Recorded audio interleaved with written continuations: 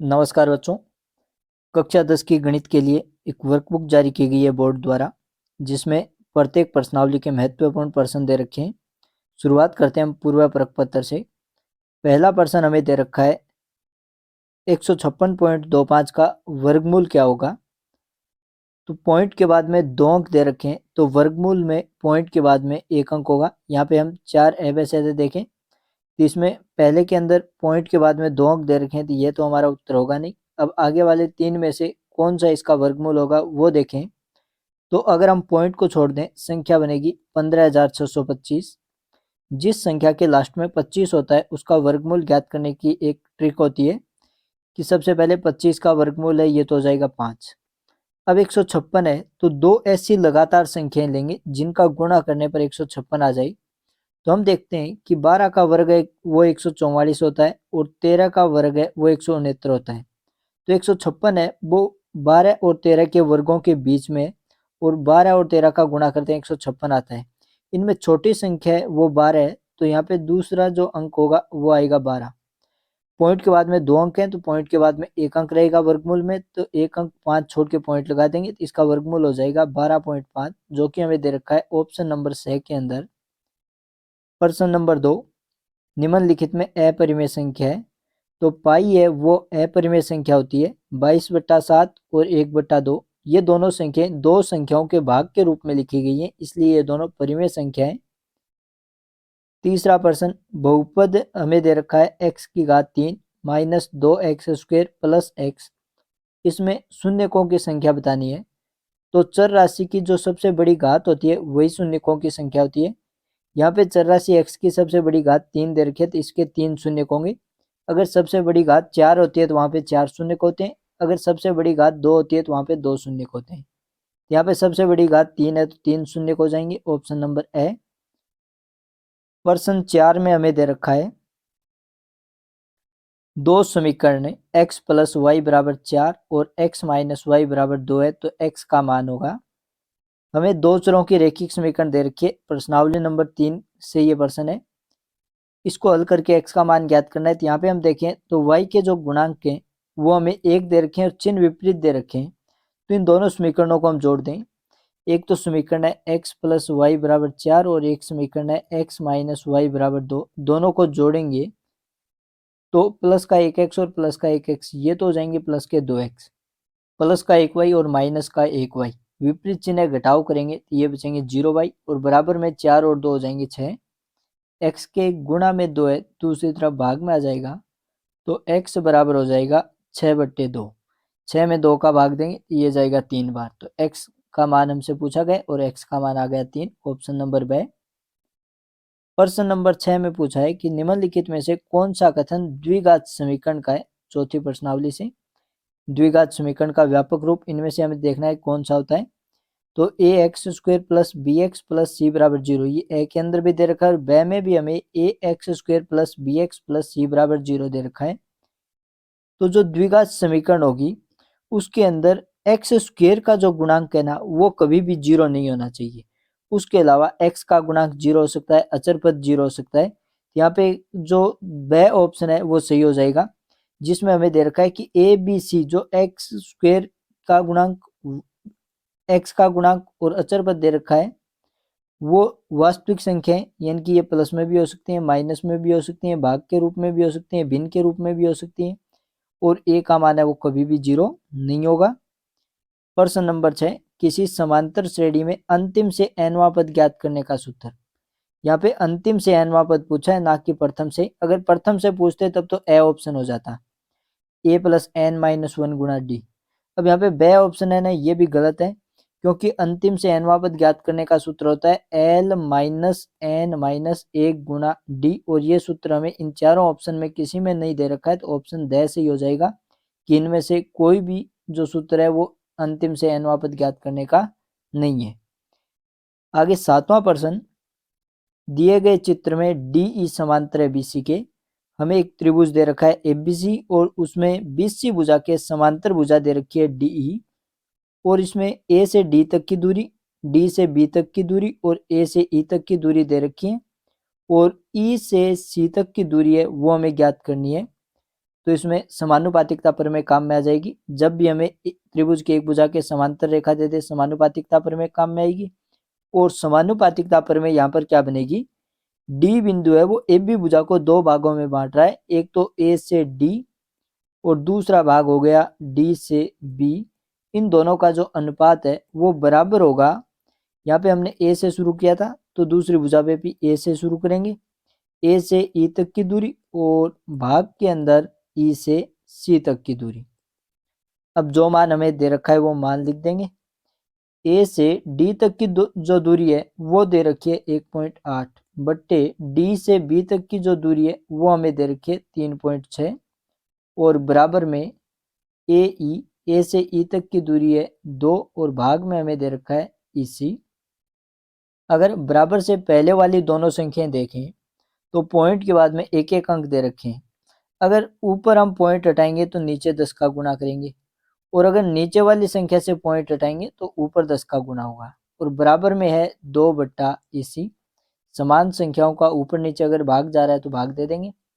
10 में 10 का भाग जा रहा है एक बार और 18 और 36 दोनों 18 के पाड़े मारी तो 18 का पाड़ा एक बार बोलेंगे 18 और 2 बार बोलेंगे तो 36।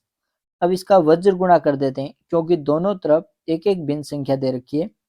एक का इसी से गुणा करेंगे इसी और 2 का 2 से गुणा करेंगे 4 तो इसी की माप आ जाएगी 4 सेंटीमीटर। Option number A. 8वां प्रश्न है, इसमें हमें दे रखा है एक त्रिभुज दे रखा है जिसकी एससी और एबी भुजाओं को एक रेखा डी है वो प्रतिच्छेद कर रही है। इनमें से कौन सी भुजा समांतर है। तो जब त्रिभुज की दो भुजाओं को कोई रेखा प्रतिच्छेद करती है और अगर उन दोनों को वो समान अनुपात में विभाजित करती है तो वो रेखा तीसरी भुजा के समांतर होती है। तो यहाँ पर हम ए ई और ई बी का अनुपात, ए डी और डी सी का अनुपात निकालें। अगर ये बराबर आएगा तो जो डी रेखा है वो तीसरी भुजा बी सी के क्या होगी, समांतर होगी। अगर हम ए डी और डी सी का अनुपात देखें, ए से शुरू करते हैं तो ए से डी तक की दूरी और डी से सी तक की दूरी। ए से डी तक की दूरी 3 सेंटीमीटर और डी से सी तक की दूरी है 1 सेंटीमीटर। अब पहले अनुपात के अंदर पहली भुजा का जो हमने अनुपात निकाला उसमें ए से शुरू किया तो दूसरी भुजा के अनुपात में भी ए से ही शुरू करेंगे। ए से ई तक की दूरी और ई से बी तक की दूरी, ए ई बट्टा ई बी। ए से ई तक की दूरी है वो तो हमें दे रखी है 4.5 सेंटीमीटर और ई से बी तक की जो दूरी है वो दे रखी है 1.5 सेंटीमीटर। पॉइंट को हटाएं तो ऊपर पॉइंट को हटाएंगे नीचे 10 का भाग लगेगा। पॉइंट के बाद में एक अंक है और नीचे पॉइंट के बाद में एक अंक है तो अगर नीचे पॉइंट हटाएंगे तो ऊपर 10 का गुणा होगा।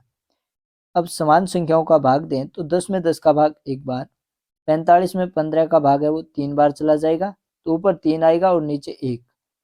तो पहली जो भुजा दे रखी थी एसी उसको डी बिंदु 3:1 में विभाजित करता है और दूसरी भुजा का जो अनुपात है वो भी हमारे पास 3:1 यानी कि 3/1 आया। दोनों समान अनुपात हैं इसलिए जो डी भुजा है वो बीसी के समांतर होगी तो ऑप्शन सही हो जाएगा से।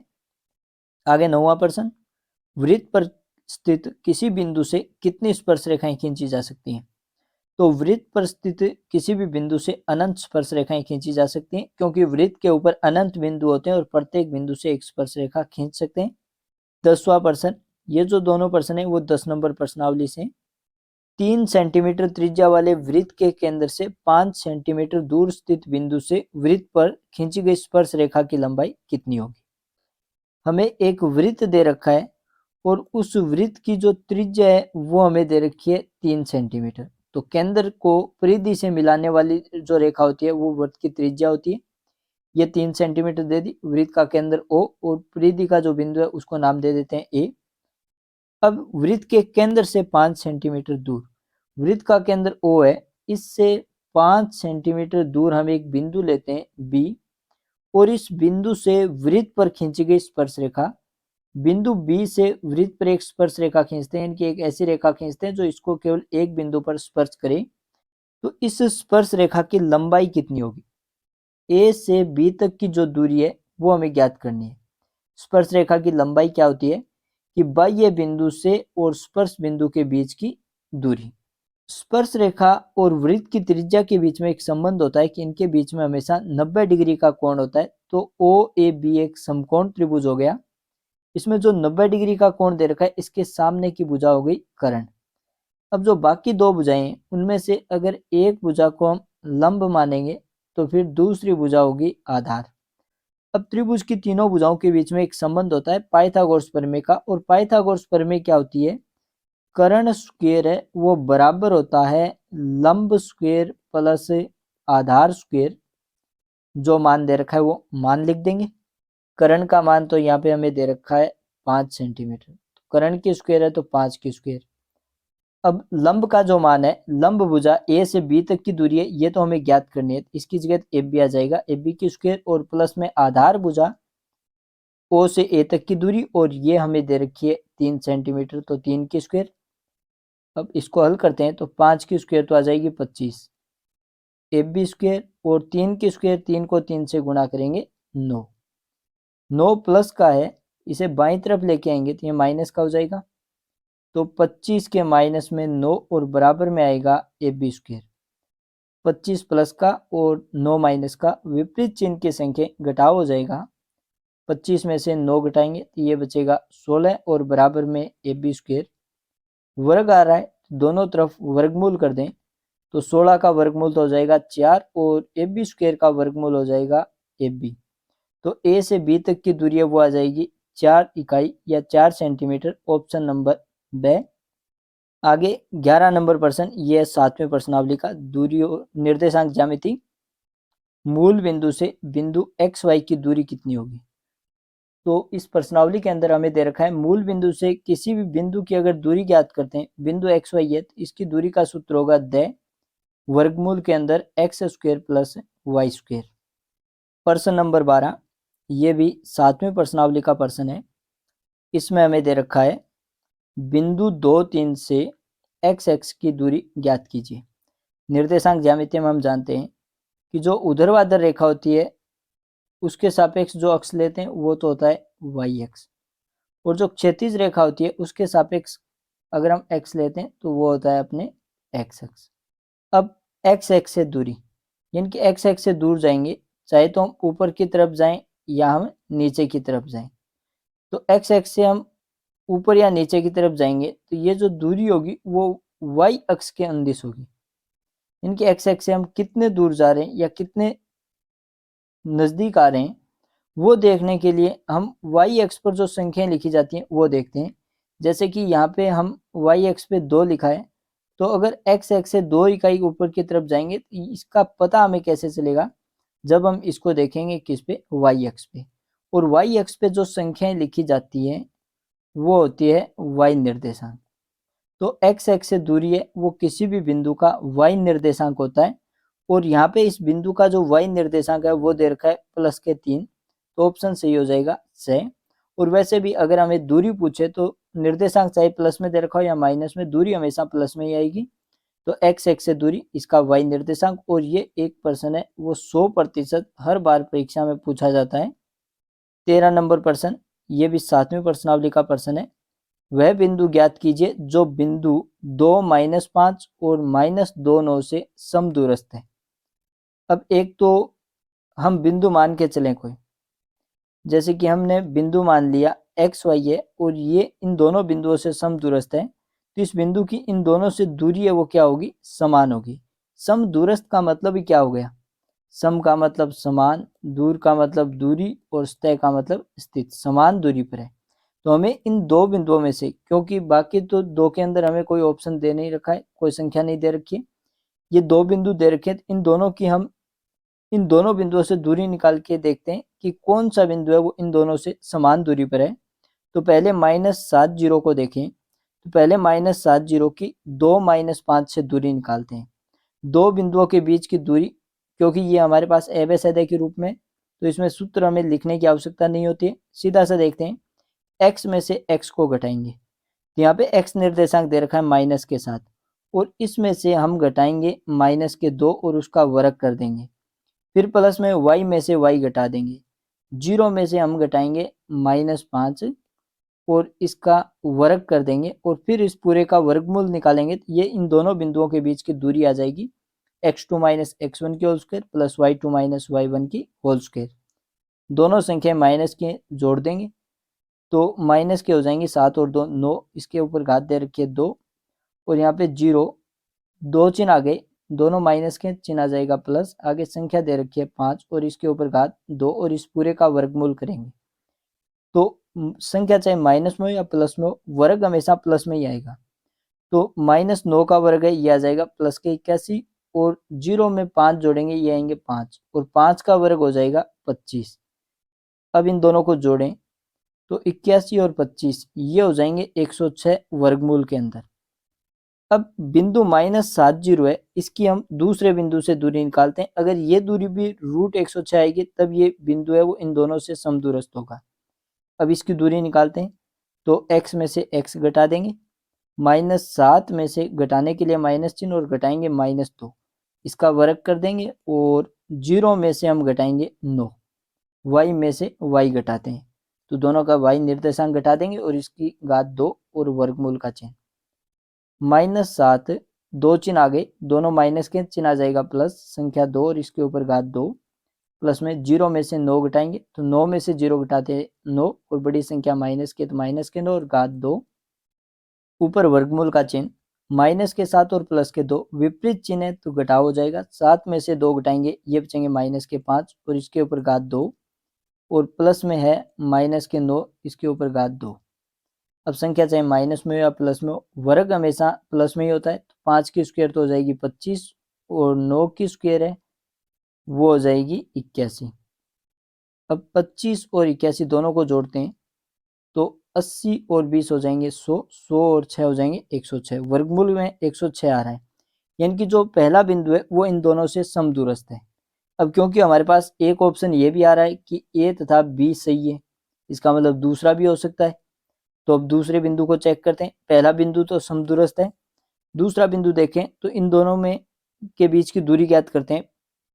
तो x में से x घटा देते हैं, 7 में से 2 घटाएंगे 5 वर्ग प्लस में 0 में से -5 करेंगे तो 0 में से 5 घटा दो या जोड़ दो 5 ही आएगा और 5 का वर्ग करेंगे 25।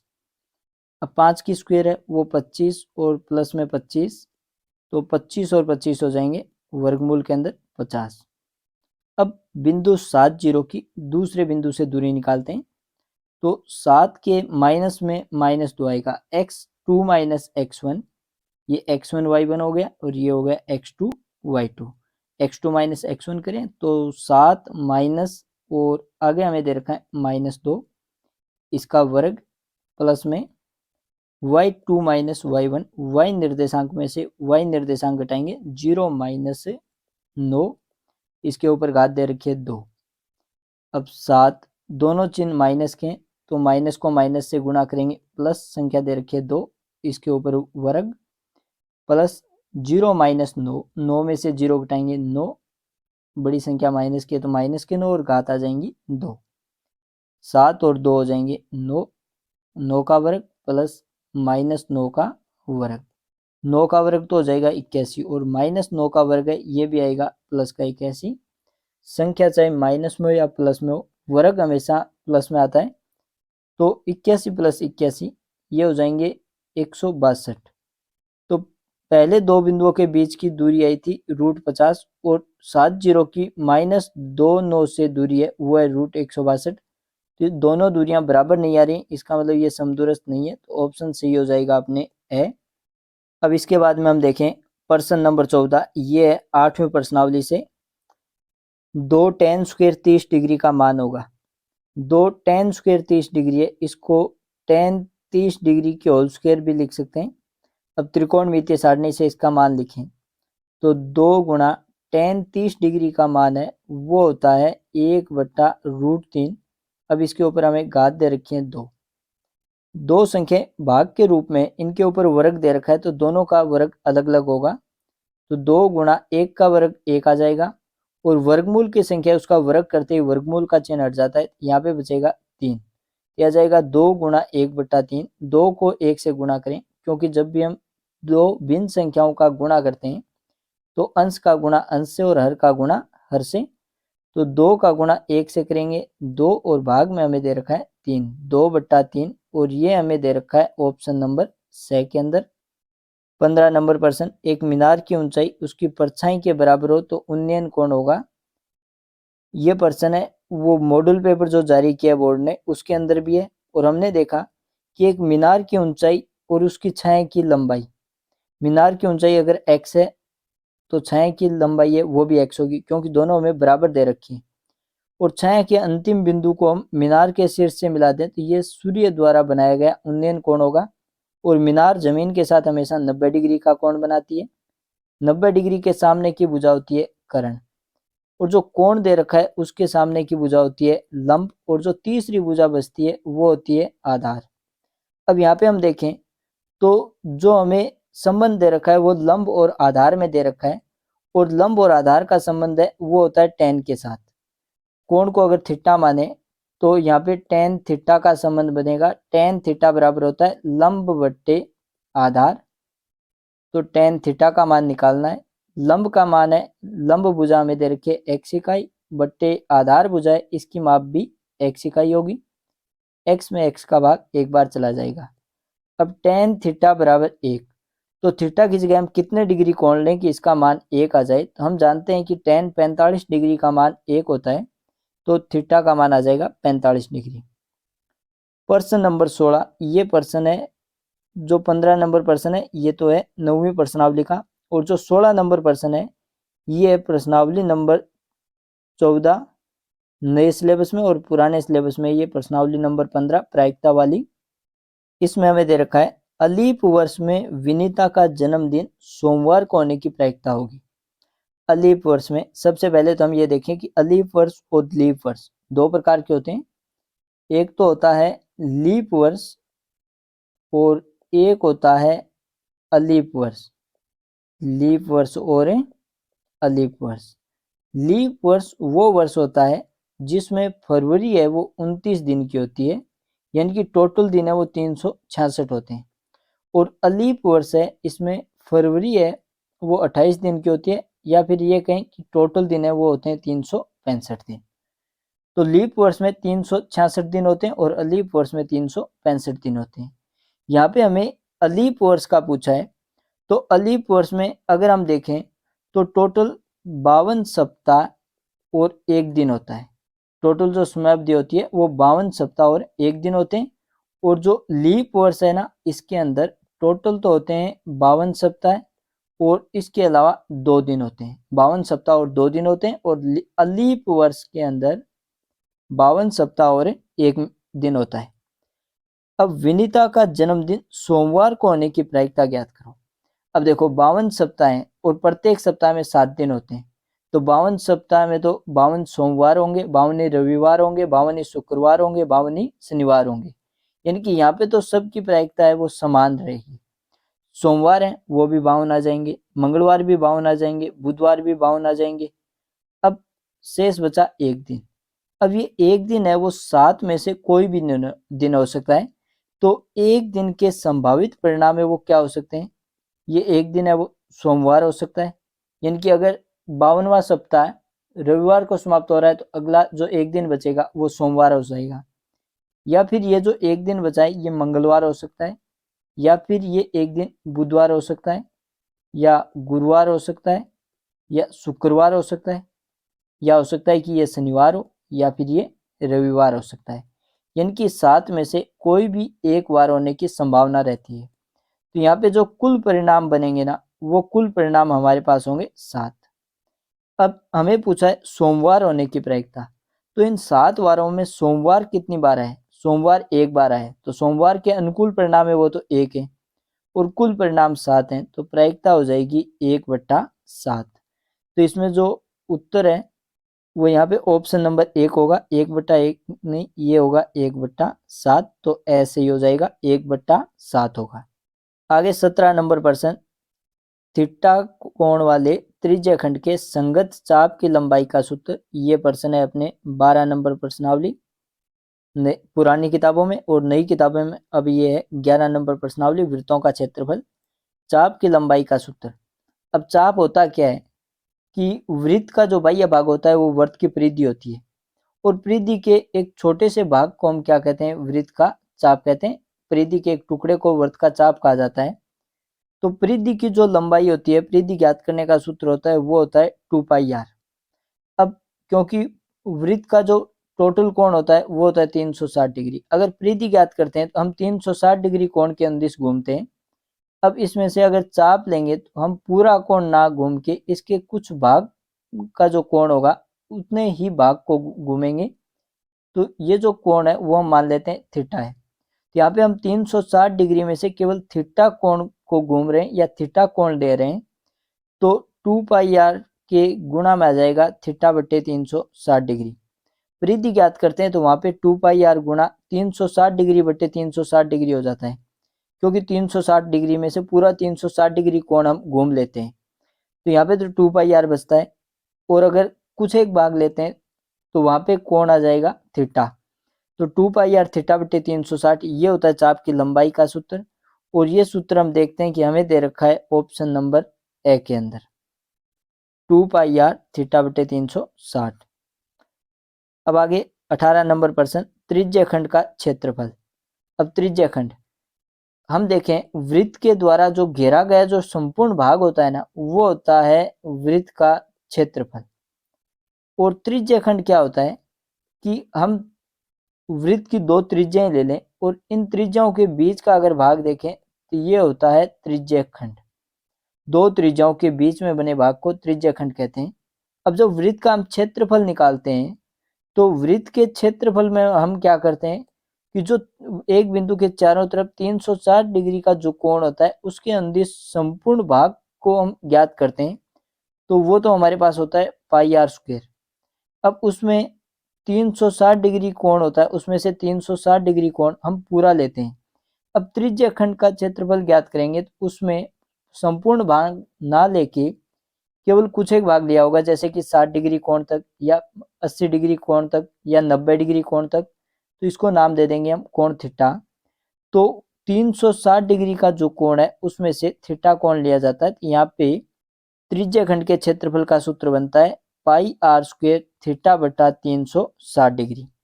अब πr² थीटा बटा 360 डिग्री ये जो हमें सूत्र दे रखा है ये दे रखा है ऑप्शन नंबर सी के अंदर। अब एक ऑप्शन इसमें उपरोक्त सभी भी दे रखा है, इसका मतलब बाकी भी चेक करने होंगे। अब ए के अंदर ऊपर 2 आ रहा है, तो अगर हम इसे ऊपर और नीचे 2 से गुणा करके देखें तो ऊपर तो आएगा πr² थीटा गुणा में 2 और भाग में 360 को 2 से गुणा करेंगे ये आएगा 720 डिग्री। और ये आ रहा है ऑप्शन नंबर ए में, इसका मतलब ये भी त्रिज्य खंड के क्षेत्रफल का सूत्र है। अब ब के अंदर देखें तो देखो ब दे रखा है 1/2 गुणा एल। एल का मतलब होता है चाप की लंबाई, एल का मतलब होता है चाप की लंबाई, और चाप की लंबाई का सूत्र होता है 2πr थीटा बट्टे 360 डिग्री और इसके गुणा में दे रखा है आर। अब इसको हल करके देखें तो देखो 2 में 2 का भाग एक बार जाएगा, पाई आ रहा है, आर 2 बार गुणा में आ गया तो आर की 2 घात आ जाएंगी, गुणा में थीटा और भाग में 360 डिग्री, यानी कि यह भी त्रिज्य खंड के क्षेत्रफल का सूत्र है। तो जो हमें 3 सूत्र दे रखे हैं, 3 ऑप्शन दे रखे हैं, तीनों ही त्रिज्य खंड का क्षेत्रफल ज्ञात करने के सूत्र हैं। तो यहाँ पे ऑप्शन सही हो जाएगा द। आगे 19वां प्रश्न है, ये हमें दे रखा है 2 3 4 5 6 का मध्य होगा। तो ये प्रश्न है वो भी हमें मॉडल पेपर के अंदर दे रखा है, मध्य ज्ञात करना है। तो जितनी भी संख्या दे रखी है इन सभी को जोड़ दें, तो 2 3 4 5 और 6 इनको जोड़ेंगे, इनका जोड़ आएगा 20 और ये टोटल संख्या हमें दे रखी है 5, तो 20 में 5 का भाग दे देंगे, ये जाएगा 4 बार। यहाँ पे जो माध्य है वो आ जाएगा से राशियों का योग बट्टे राशियों की संख्या। ये जो प्रश्न है ये है 14 नंबर प्रश्नावली माध्य माध्यक बहुलक वाली, और 18 नंबर है और जो 17 नंबर है ये दोनों ही प्रश्नावली नंबर 12 से। 20वां प्रश्न, उस प्रेक्षण का मान जिसकी बारंबारता सबसे अधिक होती है कहलाता है। तो जिस प्रेक्षण की बारंबारता सबसे अधिक होती है उसे कहते हैं बहुलक, और ये प्रश्न है वो भी मॉडल पेपर के अंदर हमें दे रखा है, और ये प्रश्न है प्रश्नावली नंबर 14 का।